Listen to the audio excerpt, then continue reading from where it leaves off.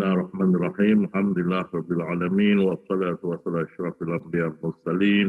Sayyidina Muhammad wa ala alihi wa sahbihi ajma'in. Assalamualaikum warahmatullahi wabarakatuh. Waalaikumsalam warahmatullahi wabarakatuh. So we continue with our Law Mahfuz and the grand design. Today we shall see the making of the grand design. As we know, at the beginning, there is Allah, nothing else. There is nothing else. Just Allah alone. Nothing was with him. Nothing. It's alone. And that's very basic in our faith, our Tawheed, our Aqidah, our Tawheed. That is alone. In the beginning, is alone. If there is another existence, the concept of monotheism collapses. At the beginning, he is alone. Nothing else. He is alone. So you can't say that creation are created from nothing. Then you are assuming there's nothing beside Allah. And we are created from nothing. Cannot. It cannot be that way. Prophet Ramadan has said, even emptiness cannot exist side by side with Allah. Cannot. So we cannot be created from nothing.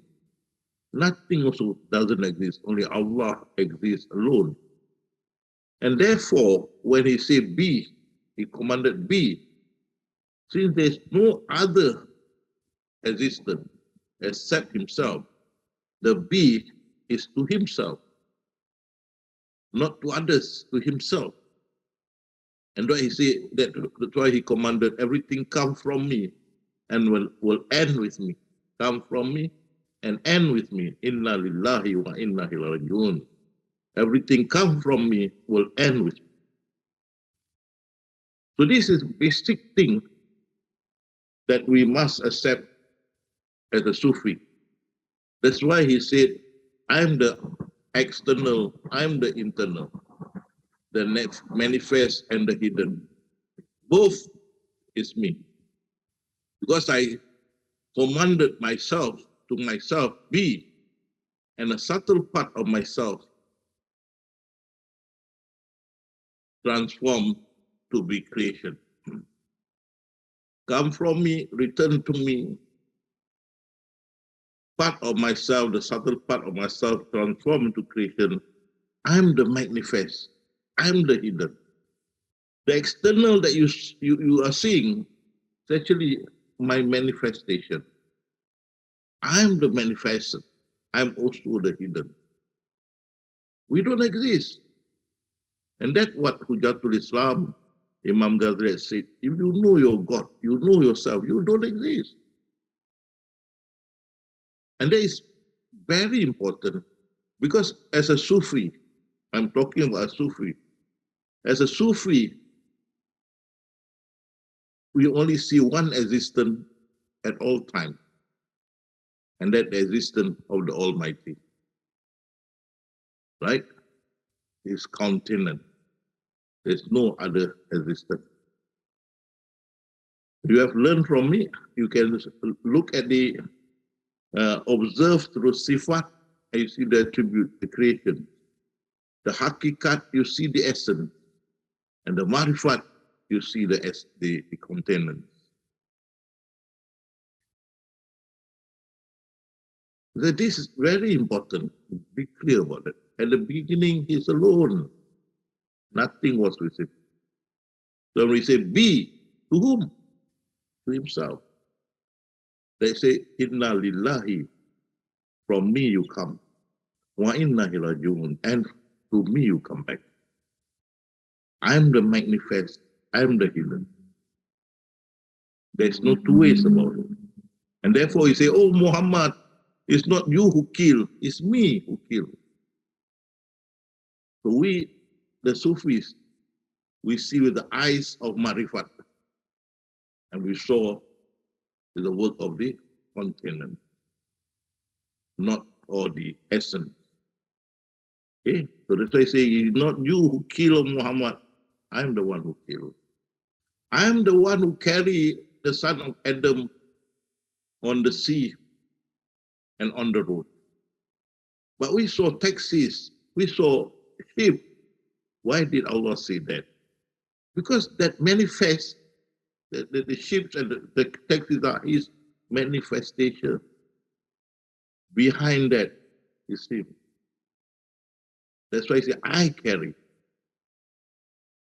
So unless you are learned in this, you know about this, you always see other existence.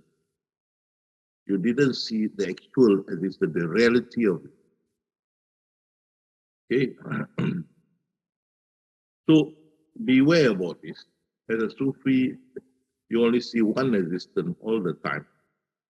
His existence, the container. You see with the eyes of Marifah, the knowledge of God. Okay? Well, that is the primary. If we look with the secondary view, that will be essence. Okay? And then the creation. Okay? So at the beginning, Allah, there's Allah, nothing else is Him. And He say, be. And then a subtle part of Him appear. And that's we say, Allah is the light of heaven and the earth. And there you see the subtle part of Him, the container, the subtle part. Okay? And that subtle part where everything happened in there. I will explain that. Not outside, in there. That subtle part, which extend the container so you can see bigger. Okay. So from this container it transformed into or manifested into essence. That is the source of all creation. The primary existence or the obligatory existence to the non-obligatory existence. The essence is the obligatory existence, you can see here. It is of certainty without doubt. Without any doubt, this Professor Ramadan view, that all creation of probable existence, the existence that come out from the essence, the manifestation of the essence, created probable existence. The essence is the obligatory existence. So it's of certainty without any doubt at all that all creation of probable existence come from the obligatory existence. So you see here the essence, and from the essence come the Lok Mahfuz, within which is the grand design. So all creation is in there. All the creation is in there. Okay? So you can see Sifat, Hakikat, Marifat. So you look from the view of Hakikat, the primary source is the countenance. You look at the secondary source, the Hakikat is the essence. And then you see the attributes, the Sifat.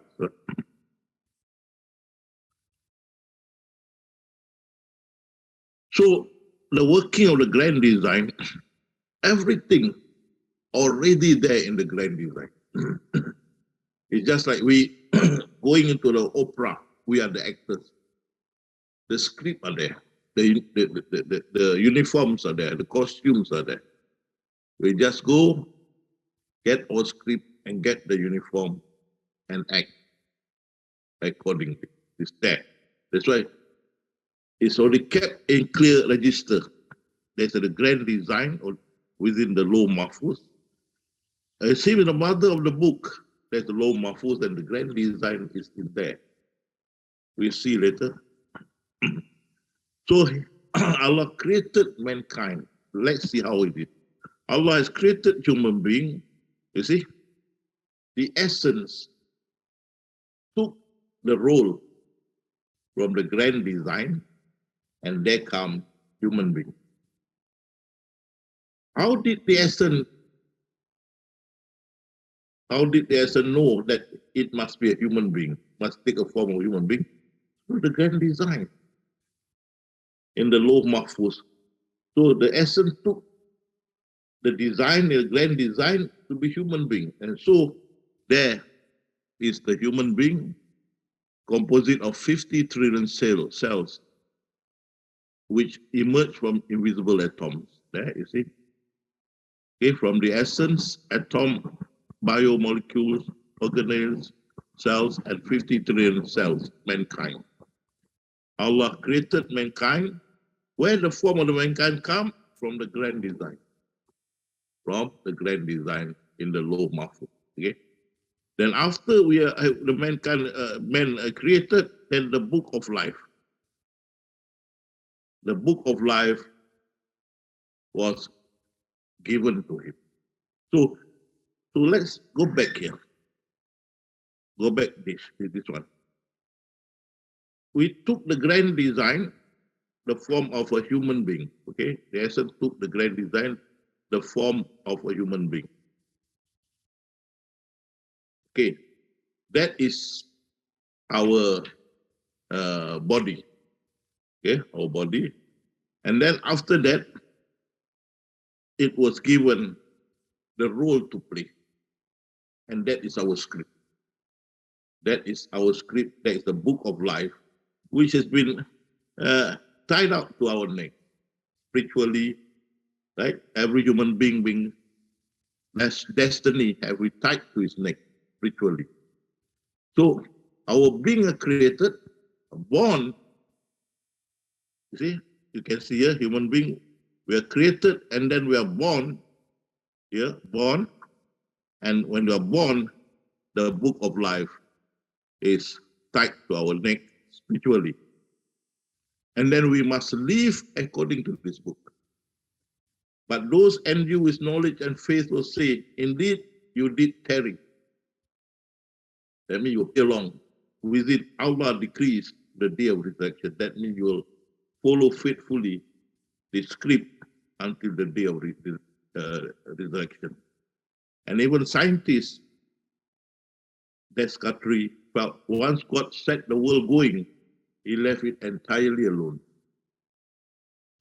So that means we are born, the book of life spiritually is hanging on our neck, then we have to act according to a book of life.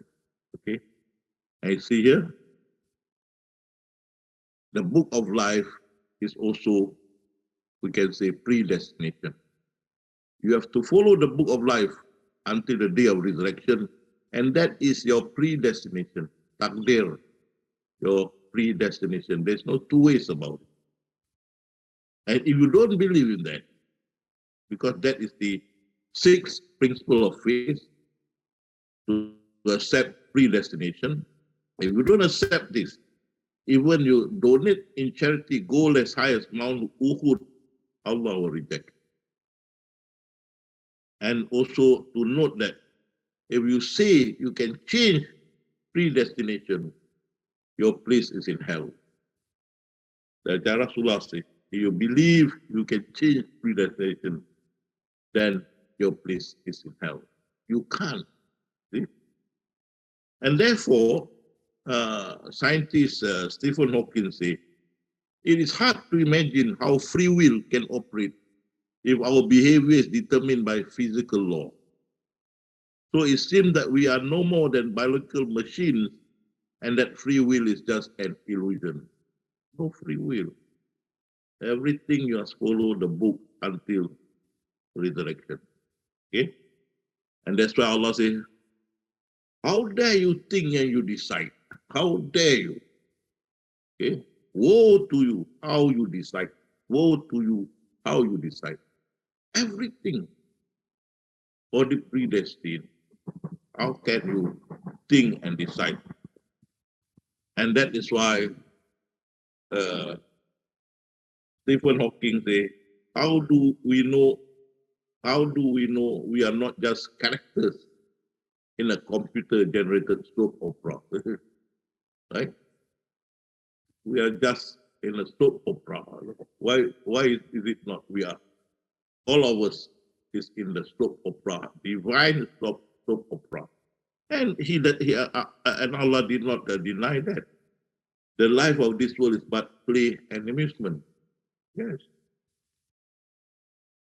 What is the life of this world but amusement and play? Allah admitted it. There are two, but actually there are three commandments to confirm the life of this world is but amusement and play for him. And we are the actors, we got the uniform, that is our body, and we got the script, yes. And this world is a state. And we act accordingly. And Sheikh Abdul Qadir say, you got no choice. You got no choice. You have to follow the script in whatever situation. You can't think. So, see, the script. We have no say. Look, gender. He created us and we have the gender. He never asked, hey, you want to be a woman? Hey, you want to be a man? No. He created already your body, and then he give you a script, and he give you a gender. No question asked. Never ask you what you want to be. You are born a woman, you're born a man, that's it. The gender, and that's he say, oh mankind, we have created you male and female. Admitted by Allah. It's not that we created it. He created it. That we are male and female. Right? And also race, family, and nationality. So you are born in an Indian family. You have an Indian family. You have an Indian as a family. A European as a family. Chinese as a family. And Malay, this Malay as a family, is a Lat family, you know, the cartoonist. Okay? So, you are born and that's it. These are your father, your mother, your brother, your sister. No choice. Right? Any choice? No choice. Right? We don't talk about adoption. We're talking about natural situation. You are born. And this is your father, your mother, right? Your family. And this is your nationality, right? You're born in Singaporean, Indonesian, Malaysian. And this is your race. No choice. You're born. You can't even talk. Baby, infant. And there, Allah gave you your family, right? Your race, your nationality. Predestined. Any choice? No choice. So where is the big thing about goodwill, free will? Where is the thing about free will? No free will. Okay? And he said it. O mankind, we have created you male and female. Have made you nation and tribes that you may know one another. And hold fast all together by the rope which Allah stretches out for you. And be not divided among yourselves. And remember with gratitude Allah's favors on you. And for ye were enemies, and he joined your heart in love. Now what I'm trying to explain here, verse. As you can see now, they are Christian, Jew, Hindus, Sikhism, Buddhism, Muslim, and so on. As long as we see this diversion, this diverse group will always say, I'm better, I'm right, you are wrong, you are straight, all this kind of thing. But if you accept that everyone receive their script and act according to the script, we are all actors and actresses on the divine stage and all act according to his script. No two ways about it. You have to act according to his script. Right? All of us, no choice. So if we accept that each one of us Whether you're Christian, you must act according to your script until day of resurrection. You Hindus, you must act according to your script until day of resurrection.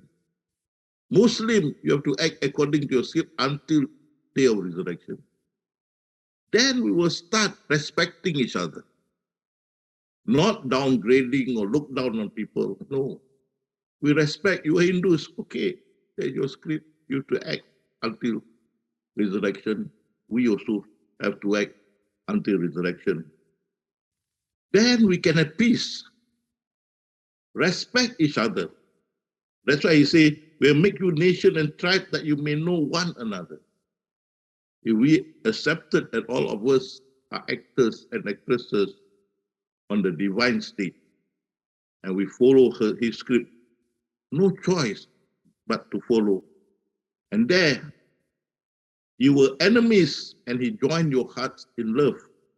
And so by his grace, you became brethren. And you were on the brink of the pit of fire, he saved you.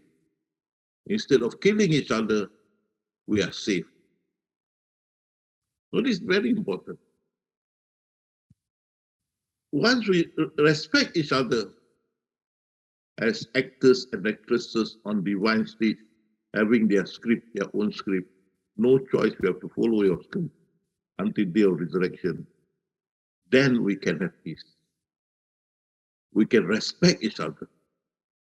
Not two ways about it. This is the bridge that can combine us together, assimilate us together as one mankind, no different. We are all actors. So we saw Hindus, yes, so be it, that the script. We saw Christians, so be it, there's a script, nothing. Muslim, also a script. And mind you, many of us Muslim, born Muslim, never search for it. And live like a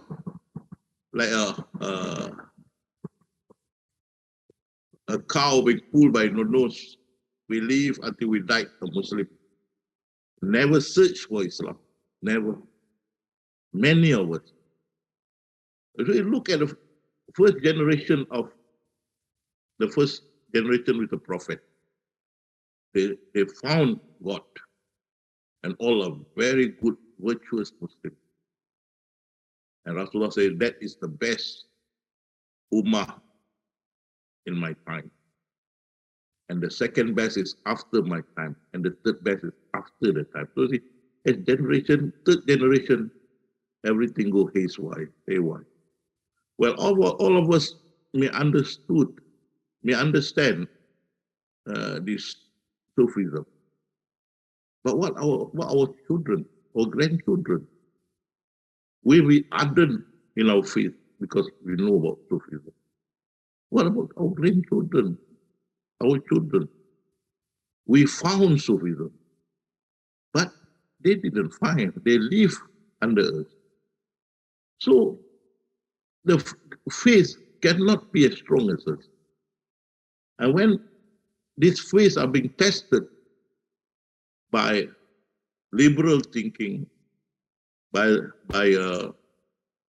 passivity in many untoward activities, you see our generation will fall on the face because they didn't find God. They live just because they were born a Muslim. That's all. Or a Christian, or a Jew, Hindus. You didn't search. So, and then it creates animosity among themselves. So unless we accept, we are actors, all of us, actresses, all of us, that we have no choice, we have to act according to the divine script. Then we'll respect each other. We'll say, okay, go ahead with your life. I'll go ahead with my life. Respect each other. That's why Allah said, we have created you male and female, have made you nation and tribe that you may know one another. Respect one another. Okay? Then he gives us knowledge, education. Okay? We go to school and university and whatnot. And he say, I teach men by the pen. The pen, E-N, pen, not by the sword, which the Westerns try to say Islam is spread by the sword. No, by the pen. So university all using pen. Institution, higher institution, pen. Book, pen. Pen. Right? Allah who teach by the pen. And this is 1,400 years verse, At that time we got a pen. Pencil also don't have. Allah say, I teach by the pen. He teach men, and not that men. He didn't say he teach the angel. He didn't say he teach the Satan or the genies, but he teach men. And that's why we have greater knowledge than all others. And that is why we are appointed as his vicegerent or his Khalifa. Okay? We are, because he gave us the knowledge. Animals also have brain like us. You give a monkey a banana and a stone, the monkey will take banana and give you the stone. He got brain, right? But the knowledge, we also have brain, but God gives us more knowledge, surpass the angel and the genies. And that's why until today, the genies, although they hate mankind, they cannot do harm to us because their technology way below us. Okay? We come to that later. So Allah teach men by the pen, teach men that which he knew not. Okay? Men. And then he give us life partner. Okay? And he created for you from yourself meat. He created partner for a spouse, so you may find tranquility in them. And this I'm going to touch a bit here. Because I'm 42 years practicing as a family Sharia law practitioner, mostly in divorce cases. Let me explain. It's very strange, Every one of us have love. Every one of us have the gentleness in us. Every one of us have the care, TLC, tender love and care in us. When we were girlfriend, boyfriend, all these were there. But married, gone. All these gone. And one become narcissistic. One become abusive, and so on. And then divorce started. But yet, when you get another woman or another new man, hey, the gentleness come out again. The love, TLC come out again. The politeness come out again. And after marriage, reverted, all gone, become narcissistic, abusive, and so on. What I'm trying to say, please,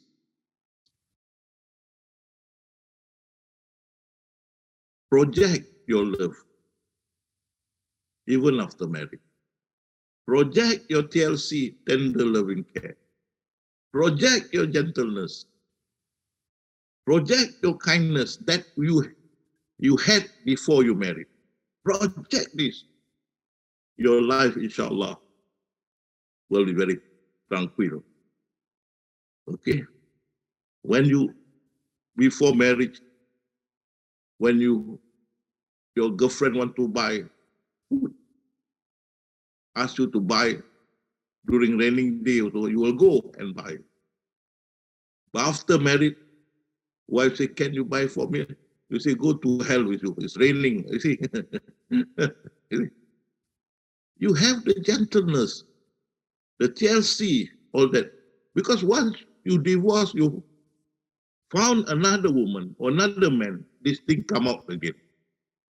Gentleness, sweetness, kindness, loving, all that. After marriage, change. The work of the Satan. So, please, right? He placed between you affection and mercy. That's it. Project this. Especially those who are already married. Project this to your wife or to your husband. Project this. Never say that when the husband say, please make me a cup of coffee, never think that he wants to make you a servant. Always think when you make the cup of coffee that you are doing it because you are a TLC for him, tender, loving care. See? And the aura will come back to him. He can also. So I'm talking to both parties, male and female. See, because Allah says, you may find tranquility, and He placed between you affection and mercy, but you didn't project them, and there the marriage got problems.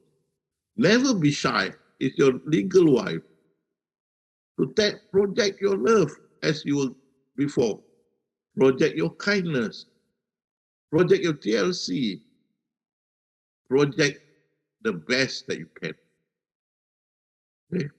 But you feel you projected something else, like being narcissistic, abusive,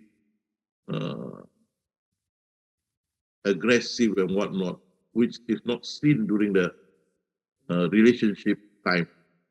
Of course, it will break up the marriage. So Allah create a life partner in you, and so that you will have tranquility. The best of you are the best to their families. And it's possible that you don't like this wife, you divorce her. You'll find the second wife will be worse. You don't know.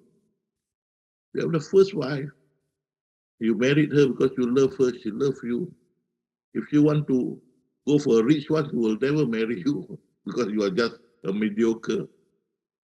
She married you because she loves you. And he married you because you're all right as a woman.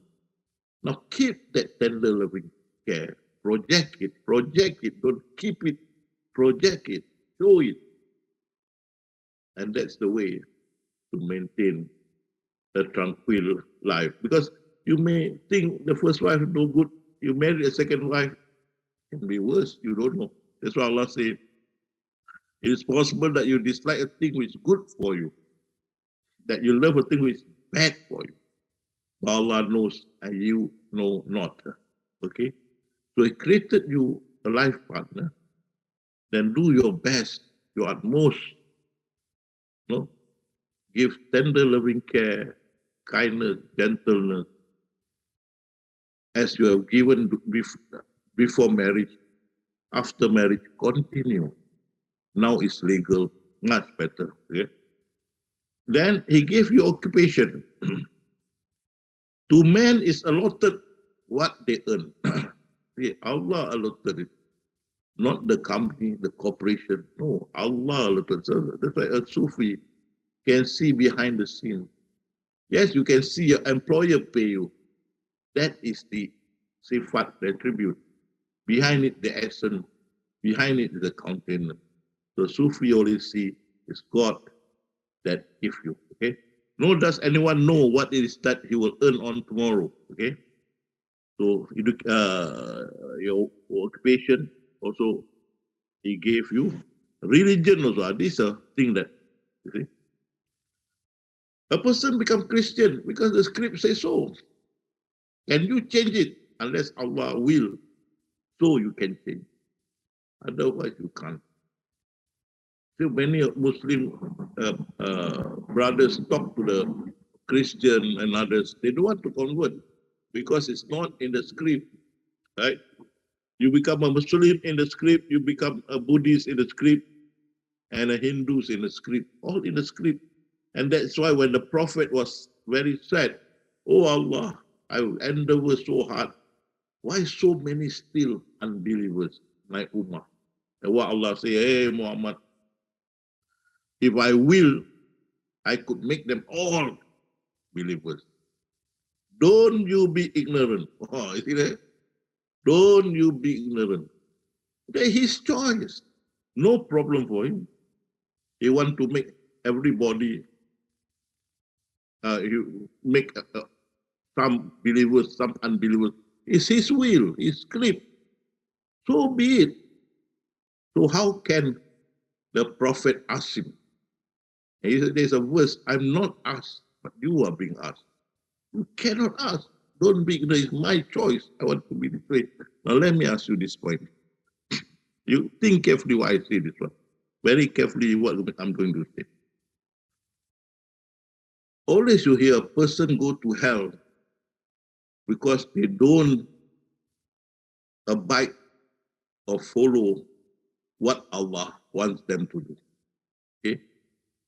People go to hell because you don't follow what Allah wants you to do. Look, we all follow him. No matter you're Christian, Hindus, we follow him. Everyone stick to our script until the end, until resurrection. We follow him. You understand? Only those who didn't follow will go to hell, but none. Every one of us follow the script. He said that you will follow the book until resurrection. You will live according to the book until resurrection. And we live. The Hindus live according to the book until resurrection. The Christian live according to the book until resurrection. All of us. So he only said those who don't follow what I asked them to do will go to hell. Every one of us follow what he has depicted in the book of life. We follow. So that's why he said to the prophet, don't you be ignorant. If I want to be the whole world Muslim believers, I can do so. Now, is there any problem for God? You see, in the world today, there are more unbelievers than believers. Believers maybe 1.8 billion. Unbelievers maybe 2.4 billion. Much more than us. No problem with God. He gives the same sun to us and to them. Rain same. Air to breathe same. Right? We have parents, they have parents. The same, he gives the same. No problem to him.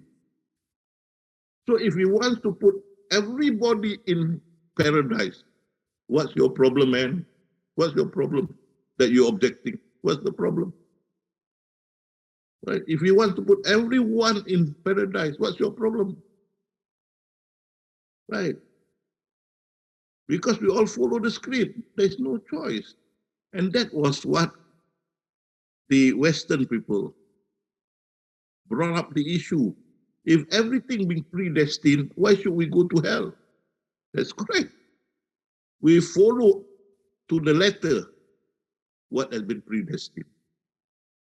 We obey him 100%. If you are disobedient, he put you in hell. But we all obeyed him until the day of resurrection. You see? Any problem, he put everybody in paradise. Any problem with you? What's wrong with you? Even now, he gives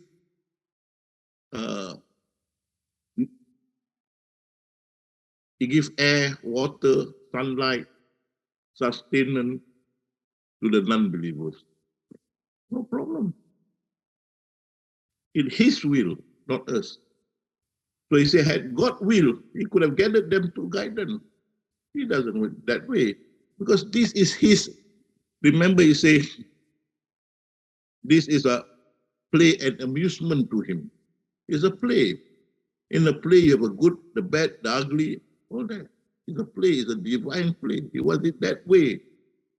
Right? And he admitted it, you see. And he inspired people to be righteous. And he inspired people to be unrighteous. He inspired it. And you look at the principle of faith, number 6, he said, the good and the bad are from me. He admitted it. You do bad also because of the script. You do bad, the good also because of the script. the good and the bad come from me. And in this verse, he said, and he inspired him, men or woman, to be righteous, and he inspired them also to be unrighteous. Let me tell you. Any problem? No problem. But what is our problem? We keep on saying that he will put people in hell. Has he done so? Show me now, anybody in hell. Is there a hell now? Why don't you look at the other verses of the Quran when he say, I use that verse to threaten them, to warn them, to frighten them, so that they will come back to fold. It's used only as a threat. But we keep on saying, hey, he's a diabolical God, he's a cruel God, want to put people in hell, created people, and give predestination and put people in hell. We bad-mouthed him. Anybody today in hell? No. And he said, 99 love, my love waiting for we all at the end of the day. And the prophet say, even the non-believer, if they knew about this, will not be disheartened to enter paradise. Okay? And he say, Allah said, commanded that the life in this world is amusement and play, and the world hereafter waiting for all of you. He didn't say waiting the believers, no, waiting for all of you. Look at the verse. So what are we bad-mouthing God that he put people in hell? Can't I tell my younger son, hey, you are naughty again, huh? You start breaking the cookeries in the kitchen, I'll cut your hand. Will I do that? This is my son. But I frightened my son, so he won't dare. And that time these verses come down, that period of time, the civilization were totally uncivilized. They even buried infant daughter born. They don't like daughter, they buried. Murder, rape, gambling, intoxication, and so many things during that time. You can't talk to them. So Allah used threat, but we took it upon ourselves that Allah cannot use threat, Allah must mean it. How can you say that? How can you put words in Allah's mouth that he must put people in hell? Who are you? That is told the prophet, if I will, I can make everybody believers. Don't you be ignorant. He doesn't want it that way. Because this is his stage. You follow the script. Okay? And you see, the script, even if your sin is sky high, but then you repented, Allah will forgive you. So men arrested, went to mosque, become an ustadz and a preacher. Change. And all this in the script is not out of your own will. Right? Sometimes the script say you will remain addicted. So you become a thief, drug addict, alcoholic, gamblers. It's in the book. You cannot change. And that's why I know cases where after the drug addicts were released from the drug center, the guard who guarded the gate when they come out, the guard will say to this drug addict who were released, when you coming back? When you coming back? They're not confident, right? They know this will come back again because the addiction. You can only overcome the addiction if in the script say so. If in the script didn't say so, you will die as an addict. But any problem? Well, that is a show. At the end, there is paradise. You follow the script to the letter. You become drug addict until you die. You got no willpower to overcome this. No way. Unless it is stated in the book of life, you change. That's why he said, how can you think? How can everything only return? Okay. Similarly, you see, supposed to go to school, mixed around with boys and got pregnant and illegitimate child and dumped in the rubbish bin. All this in the script. Again, you see like this, the drug addict, this girl who had become a stray, don't look down on them. Never look down on them. They are all actor and actress. They follow the script to the letter. You remember this, I tell you. You want to do something, did God know? Sure, He knows. You want to do something, did God approve? Must approve. Otherwise, we can bypass Him. He's powerless. So He knows. He approved. It's in the book. Before she's pregnant, He knows. He let it happen. He approved it. And the baby dump, here, put it there. In the script, it happened. He cruel? No. I will tell you later why it's not cruel. Okay? But don't look down on the girl. You follow the script. Okay? Even the drug addict, the alcoholic, don't look down on it. They follow the script. I really respect one Malaysian mother. The son had been in the drug center for many years, and she never failed to visit him every week. Never failed. That is a dedication of a woman who didn't see the son as an evil person. So you must respect them. This is their script. Respect them, whatever their script will be. That's why Allah said to Prophet, if I want them to be believers, or if I want every person to be a good person, I can do it. It's none of your business. Don't be ignorant. So remember, before a person wants to do something, he knows. Allah must know because all wise. Before a person wants to do something, he must approve because he's all powerful. Before you do something, it's already written in the script. You follow. There's no choice about it. So that's why he says predestination. Right? You must believe in Allah, His angel, His book, His messenger, end of the world, and predestination. The good and the bad are from Allah. Even you donate gold as high Mount Uhud, rejected. You don't believe in predestination. And finally, death. And we have to die. At the end of the play, we have to die. There's no choice. No choice, we have to die. Sometimes we have to die because the body, that is our costume, already turned bad. From accident, from disease, old age. Our body, our uniform, our costume can no longer be used. So He released our spirit to the nether world. The spirit that acting, that in our body, use the costume of body and act accordingly, will be released from the costume or the body which is already rotten or damaged. If the body is still good, Allah will let you live. But what is rotten and bad, let your spirit free. Go to the nether world to rest, not doing anything, rest, respite, rest. Until day of resurrection, you will be resurrected. Okay. For all people, term has been set. When the end of their term approaches, they cannot delay it or by a single moment at all. Well, you have to die, you have to die. It won't be delayed. Time come, time's up, that's it. Your acting is over.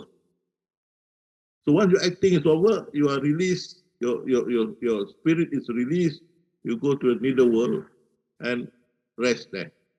Now, look at this point. It's just like you act on the stage. When you finish act, you leave everything. You go back to your own family. You leave all the acting behind, the characters behind. You go back to your own family. The same concept here. You act in this world. Finish, you leave everything. Even your memory, you leave it behind. So you go back to your family. Okay? Memory, you leave it behind. So that the story will not continue in the nether world. If continue, people are still fighting Hitler. If continue, people are still murdering the one who murdered him and so on. No, memory left behind. You went over the other side, your memory is left behind. You can't remember whatever you have done in the world. And when you are resurrected, we can see later, you are given a new body, 33 years old, new body, and your mind is clean, got no memory. You see that, okay? So when death comes, that's it. There's no God but He. It is He who gives life and gives death. He's the one. It's not people who give life and death. It's Allah. Okay? So everything in the book, even if you had remained in your homes, okay, let me see. Even if you had remained in your home, those for whom death was decreed would certainly have gone forth to the place of their death. That is why so many Europeans died at Thailand, tsunami. How come they live in Europe, they died at Thailand beach of tsunami? Because that is what the book of life had stated. He must go. So there where he will die.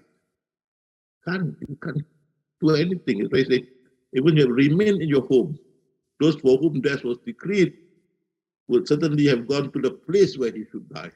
He will die. Okay? And this grand design is firm. You can see my subtle scheme is exceedingly firm. No way you can alter my decision. And he says here very clearly, the mold fashioned by Allah cannot be altered. Cannot be altered. So if you're a human being, you're a human being. You're animal, you're animal. You are trees, you are trees. You are fish, you are fish. Bird, you are bird. Not only that, the features, our features also. Okay?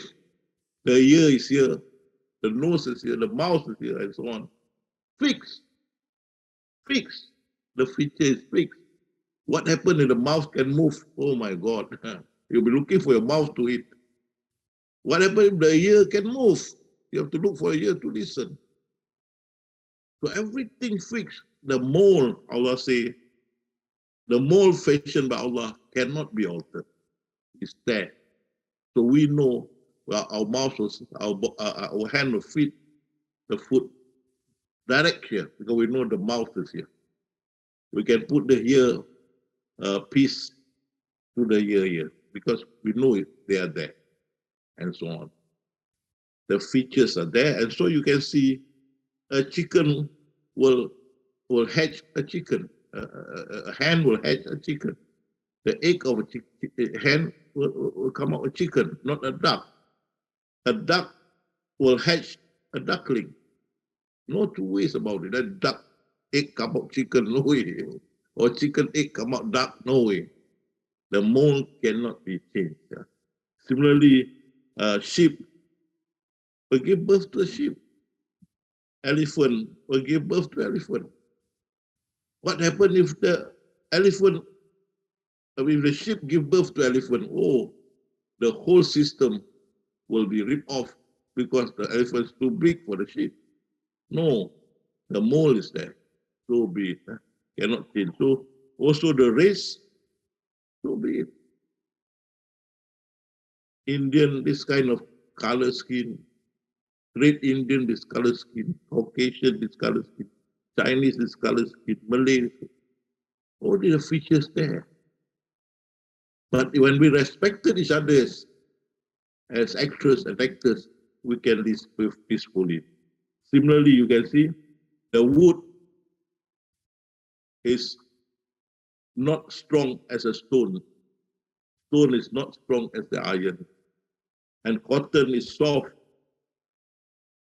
And the snow is also soft, and water is more softer. These features cannot change. What happens if we bath and the water becomes hard? Big problem. But we bath, the water remain the same features because Allah says the mold I fashion will not be changed. The iron will be hard. It will remain that way. If the iron can become soft, all the building start swaying like tree, you know. The stone also must be hard that way. That's the way Allah wants it. So you can use a stone to make brick wall, brick fence, and so on. Wood also must remain that way. If the wood become iron, we have to cut it. Impossible. The wood remain. Cotton soft, snow soft, and water gentle. It remains that way. That's the God said that is the way it is. I want it to be that way. That's the features. You can't change it. The mold, you can't change it. Okay? Then the system. Also, you can't change. You look. Just born, 3 years old, 16 years, 60 years old. Then he bring you forth as children. Then he ordained that you reach maturity. And then you grow old. That's the way he put it. And all of us followed it. Right? Me now 72. Before I'm much younger, 27. Of course, not long ago. And so on. But that's the way it is the system. You can't change it. Okay? Similarly, you see, the rain come down, flowers opening up, there's growth, and fruits come out. That's the way it is, the system. Or you see, good morning, good afternoon, good night, there's a system. You can't change it. He's the one who made the sun a radiant source and the moon a reflected light with precisely ordained phases. Follow his route, you know. And the moon we have ordained for its phases until it return like the dead stock, the old. You see that? You follow the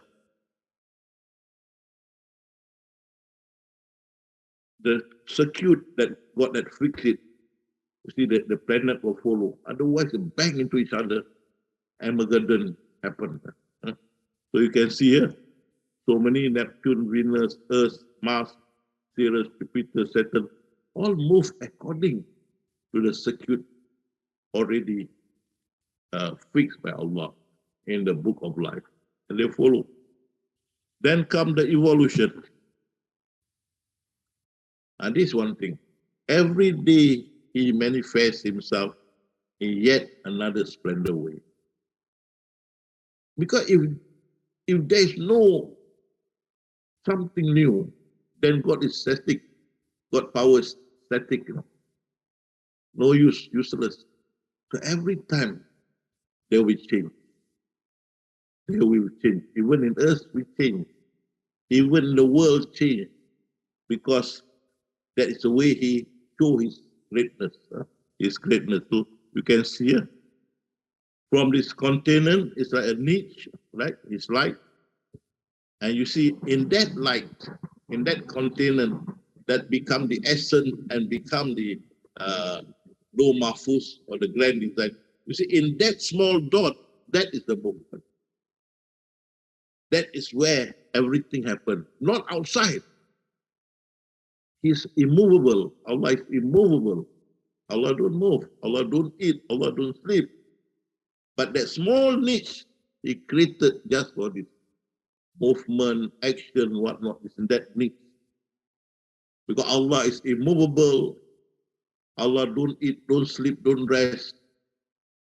Is totally, beyond our comprehension. But one thing for sure, he never move, sleep or what. No. The one that moves is that small niche that he created. That niche he created for the purpose of that the life in this world is amusement and play. And that's small like a crystal ball. We are inside it and we are moving. That is what is moving. And you see the An-Nur verse, you see. And there's a flame covered by glass, you see. The flame that flickers. And we inside that move. Inside that, not outside. Inside that. Every movement is in there. Outside, Allah never moved. Never. He just created specifically a subtle part of him to be the amusement and play. And that's it, the niche. Okay? And he subjected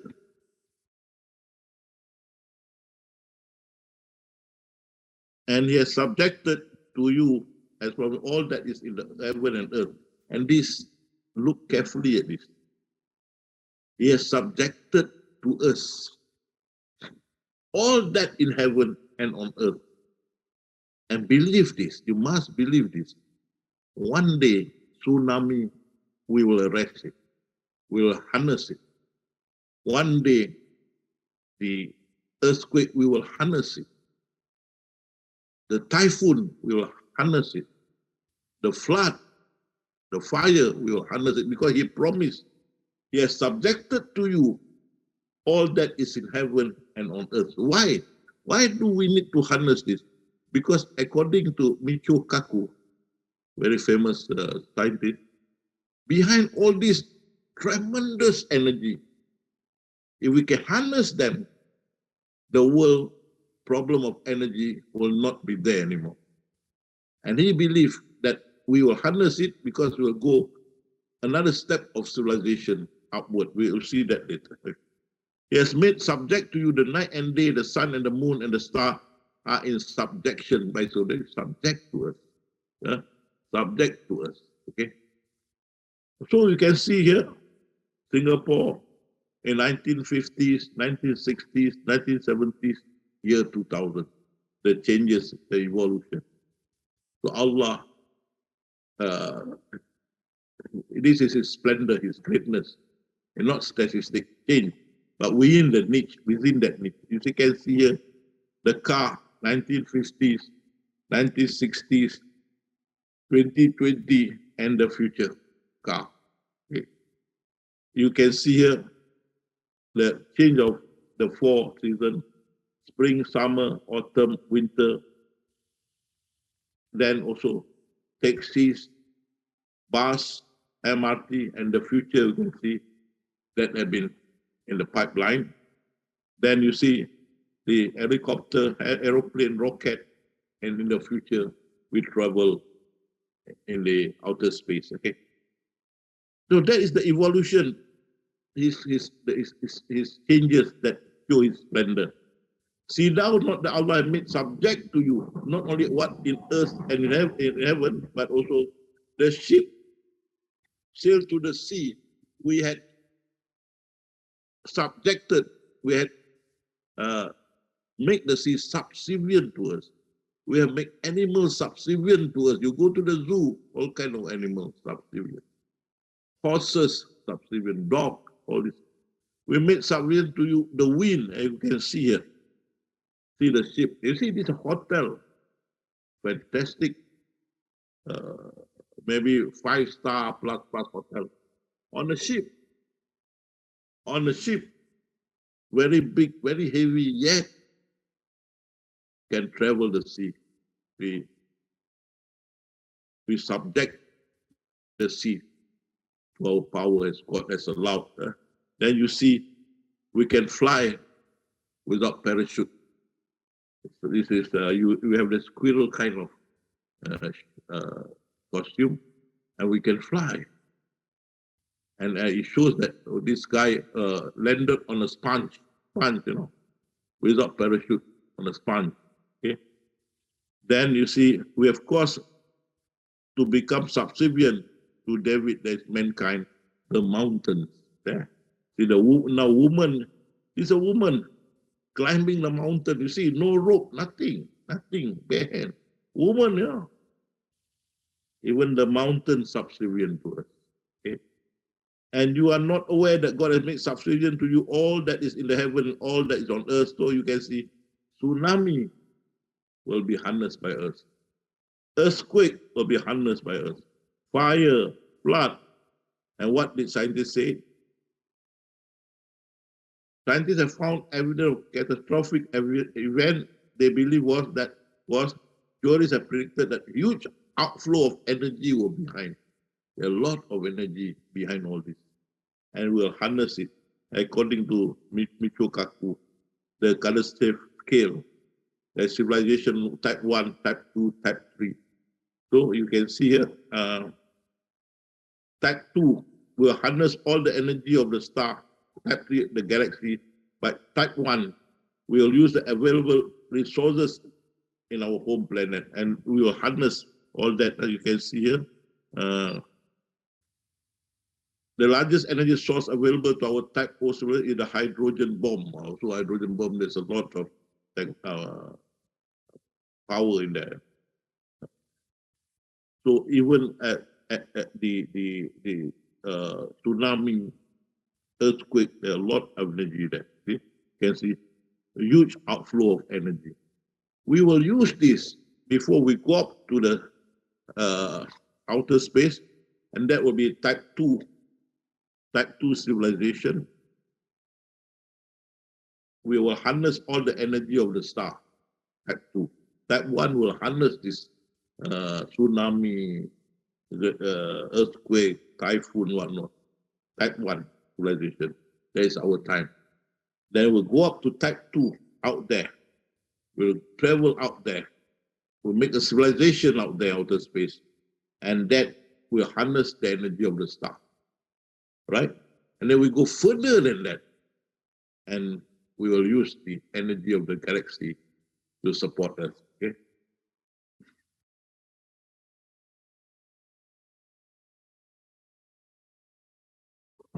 And the grand design is in motion already. How long is the grand design? 6 phases. According to scientists, it's 12 billion years. Okay? The Allah had created 7 heavens of the earth and the light thereof. The commandment come down among them slowly. That means the grand design move already in motion. How long? Here. The heaven and the earth between them in 6 phases. Allah created in 6 phases. And you can see here, we are at phase number 3. That is 4.6 billion years. At phase 5, 10 billion years, Armageddon. Sun expires. And then phase 6, where will be resurrected and paradise. Okay. We are now at phase number 3. Okay. So it's already in motion. It's already phase number 3, early phase number 3, 4.6 billion. But one thing, whatever Allah have ordained or have created, all got merit. We don't know, because we are only know what Allah wants us to know. But they are everything that Allah done, they are merits. If no merit, useless, He cannot be God. Allah will not do something which is useless. So everything that you see, you even think is bad, there is always merit to that. Okay. Now we come back to this question. What about the girl who abandoned the newborn baby in the rubbish bin? What about those who are drug addicts until death? What is the merit in this?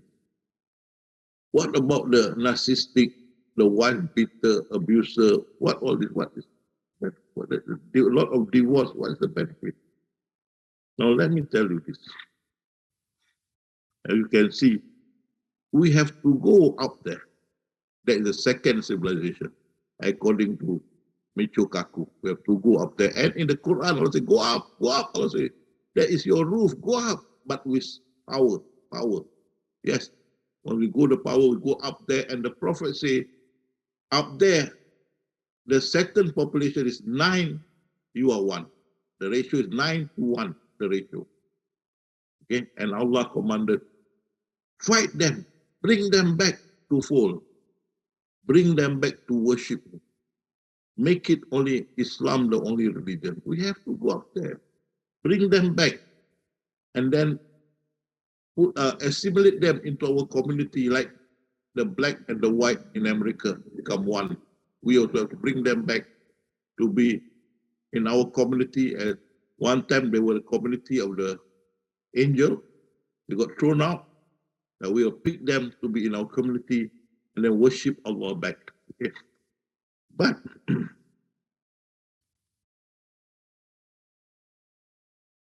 this thing will happen in the future. Civilization number 2, we have to go up there. And Allah shows the example of Zulkarnain, who went to 3 exoplanet up there, saw the satanic groups there, or tribes there, and you can see he can breathe there, semi oxygen, and there's water and so on. Okay, so out there, scientists confirm some of the earth there are like Earth. That's where the Satans are staying, and they're unbelievers. We have to bring them back, and that is why we are appointed as the vicegerent or the envoy of Allah to bring them back.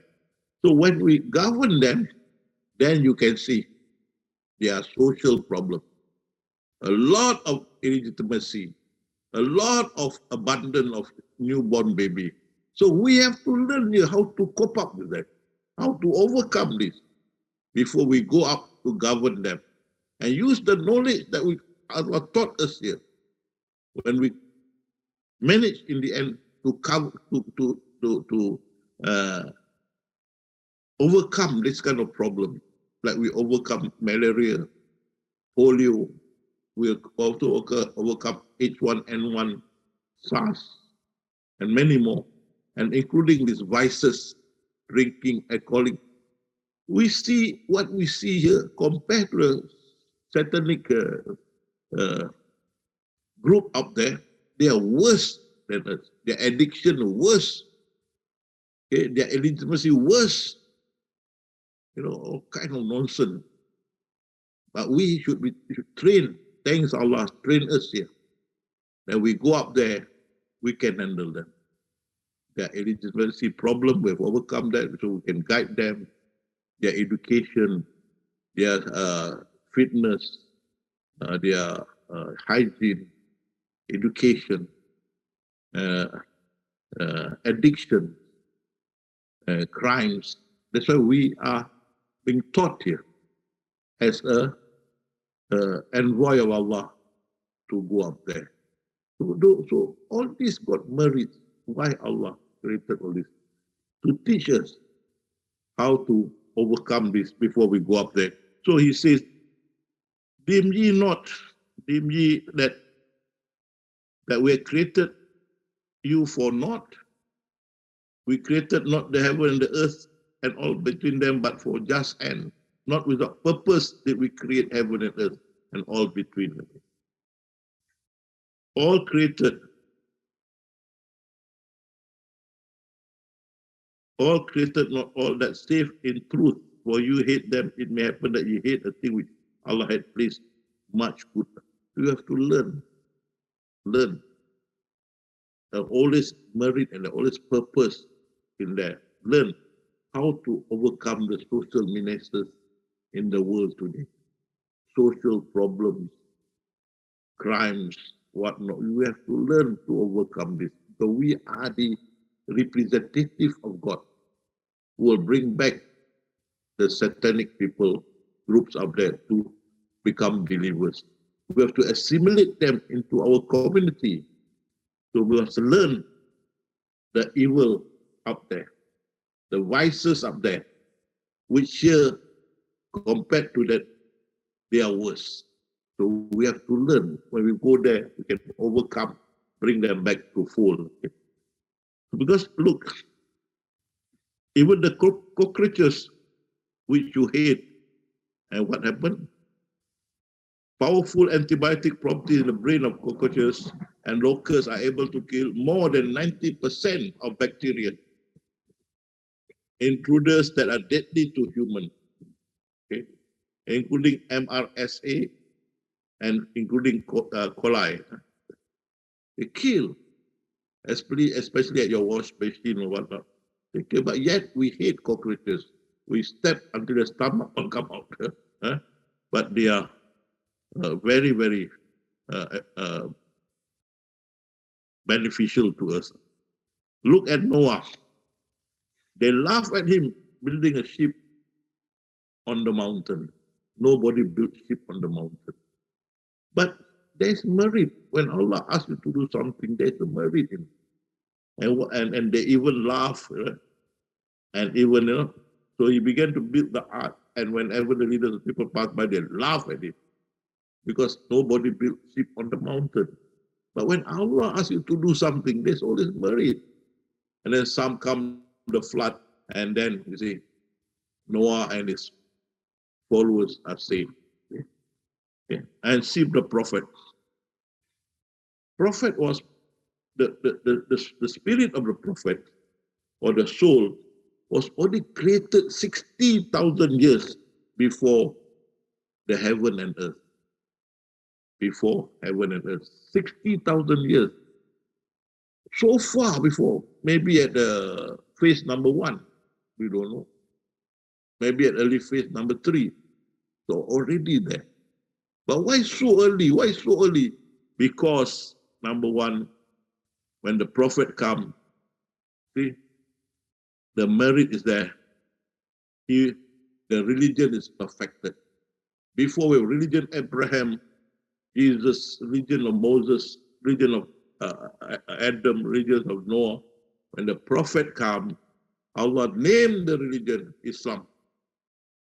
Finally, religion got the name Islam. Okay? I have a proof for you, Islam as religion.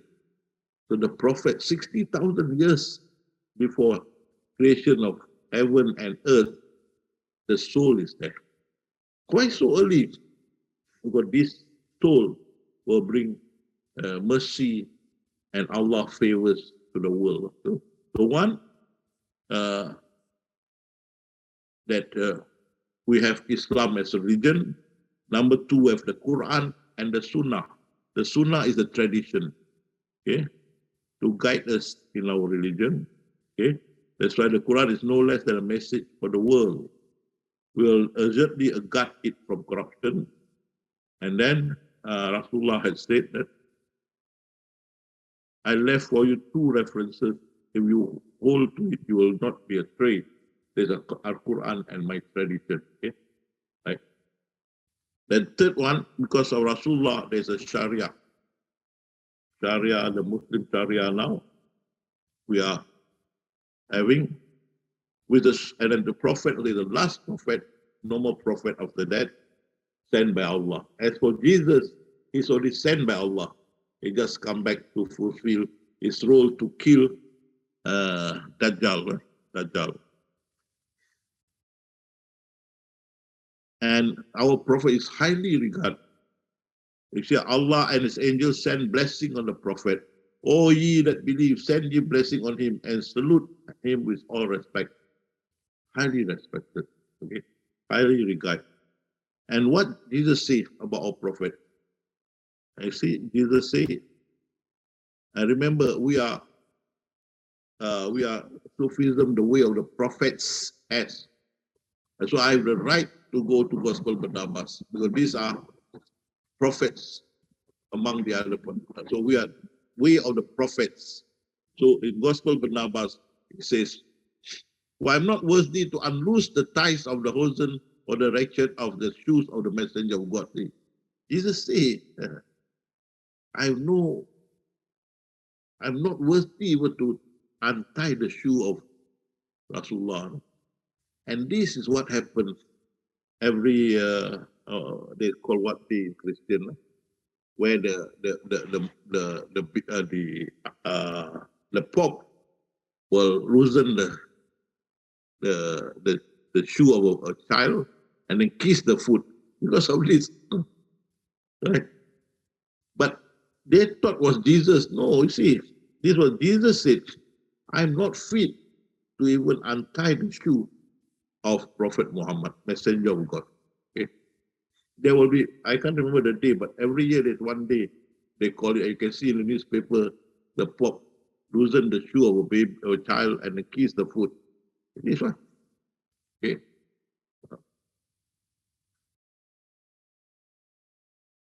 And he's a universal messenger.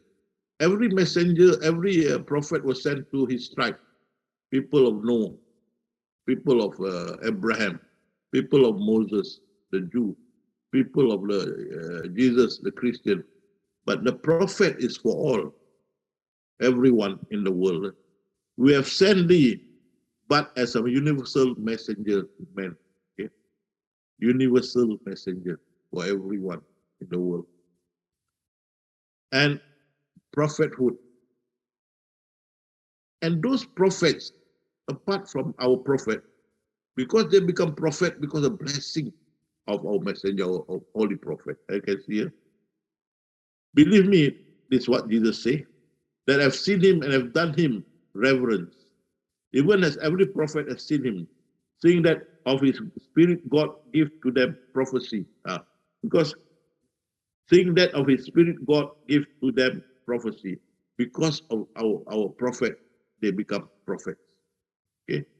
Seeing that of his spirit God gives to them prophecy. That means they seen the holy prophets and God gave them prophecy. And you can see that all angels and prophets and all the elects on the forehead of each one shall be written the mark of the messenger of God. That's how great Rasulullah is, the promised one. It's not Jesus, but Rasulullah. That in the forehead of everyone, angel, the prophet, the elect, there is a mark on the forehead, mark of the messenger of God. And the holy night, the light to Qadar. Jesus said, the night shall be in the time of the Messiah, messenger of God, the Jubilee every year.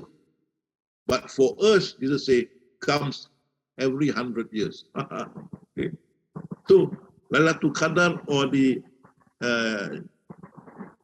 Jubilee or the Holy Night, for us every year. For others, Jesus said, 100 years, one. For us every year. Okay. We have sent you, O Prophet, only as a mercy for the whole world. And not only that, Allah will never punish them while your prophet were in their midst. Okay? Nor would he punish them if they pray for forgiveness. And then Allah gives continuous knowledge. Taught by the pen, I told you just now. He taught you what you did not know. This is our ummah. We are given the knowledge. So we have to go up to outer space to subdue the Satans up there. And the Mahdi, now let me tell you about Mahdi. We don't call anymore Khalifa. Khalifa is during the Prophet time, after the Prophet time. In future, we call them Mahdi.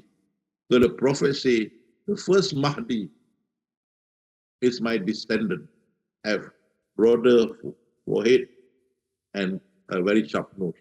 He is my descendant. As his name is Muhammad bin Abdullah. So we know the first Mahdi name is Muhammad bin Abdullah.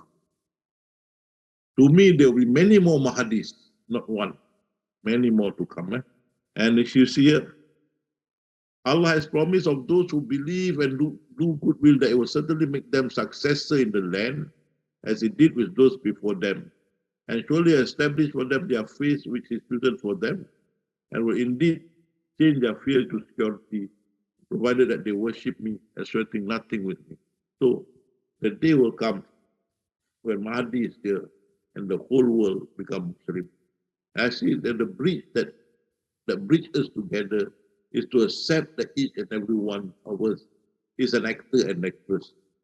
We have to act according to the book. At the end of the day, everybody will be rewarded because we follow the book strictly. No two ways about it. And therefore, still we comply with God's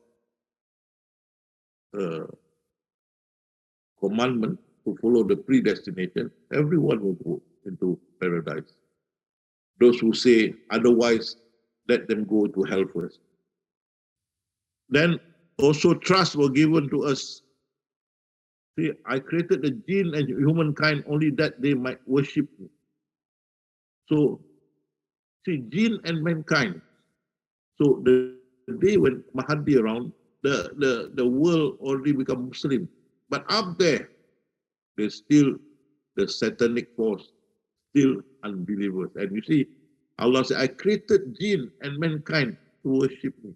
But up there, 9 of them to 1 of us, they are still unbelievers. So we have to go up there, fight them until there is no fitna and until the region, all of it is for Allah. If they see that indeed Allah is seeing what they do. And again, fight them until there is no oppression and worship become devoted to God alone. But if they see, they let there be no hostility except against the oppressor. Fight them, we have to fight them. But our technology far superior than them. And after we have conquered them, and look at this verse is specifically for them. Look at it carefully. And what did Allah say here? There is no compulsion in religion. Is this not for mankind? Look at the verse carefully. There is no compulsion in religion. Verily, the right path has become distinct from the wrong path. Whoever disbelieves in Taghut, Allah is talking about the satanic force up there who worshipping their leader, Taghut, up there. Okay? So once we conquer them, there's no compulsion.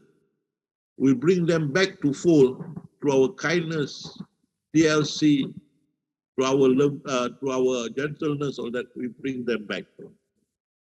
So whoever disbelieves in Taghut and believes in Allah, then he has grasped the most trustworthy handful that will never break. So there is no compulsion in religion in this verse, talking about them, the Satan. If they give up Taghut, once we conquered them, we cannot force them to become believers. Okay? So we have to be TLC with them. Okay? And then, with the prophet also, you have safe passage. Look at that. God shall open the book in the hand of his messenger. So every one of us have been selected. The books, the names are in the book. And Jesus say, and this messenger reading therein shall call all the angels and prophets and all elect. On the forehead of it shall be written the mark of the messenger, and the book shall be written the glory of paradise. Okay, so that is the merit why the prophet was created 60,000 years before Allah created heaven and earth. Okay, so nothing that Allah had predestined is useless. There is a merit, but we can't see too far for us the merit. Like in this case, you see, 60,000 years the soul of prophet created, 60,000 years before heaven and earth. But you see, now at our time, we see the benefit. Of course, those who at the time of the prophet and so on can't see the benefit like us now. So never say that what Allah did without merit. There are merits, but we don't know. Similarly, like Noah, the people laugh at him. What's the merit of having God asked him to build ship on the mountain? But there is, or there was. And then the flood. So always believe in this, that everything that God asked to do, or everything that he has written in the book of life, there is merit in this, because he's most wise, most knowing. He can or cannot do something unwise. So believe in that everything has its merit. So we stop here. We will continue next week on this part. I'll come back to our administrator. Ayu. Ya, oke. Terima kasih Ustadz. Thank you very much. Ya, alhamdulillah sahabat semuanya, baru saja kita ikuti saran Ustadz episode yang ke-12. Seperti biasa Ustadz, kita akhiri dengan zikrullah 10 menit Ustadz. Ya, oke. But we will now have to do our zikrullah to clean our mind, cleansing our mind, so that we can be steadfast in remembering Allah. So zikrullah is remembering Allah. So what we have to do, remember Allah, there's no data about it. Our mind is totally empty about it. So you remember in your mind Allah, your mind should be empty and only the remembrance of Allah there without shape or without any without form or without shape, nothing at all, just Allah. Remember Allah and focus to it and then steadfast. And then I told you when you focus properly, your eyes will be shut. It's difficult to open. Okay, get ready. Bismillah, say in your mind, you want to remember Allah. Then focus to that. Focus and steadfast.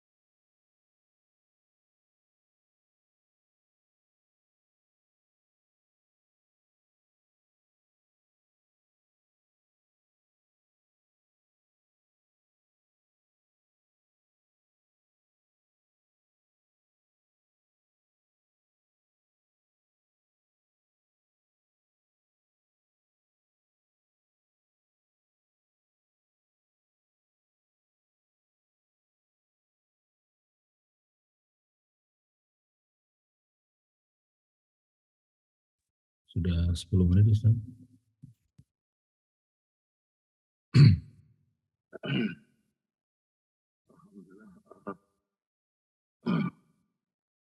InsyaAllah.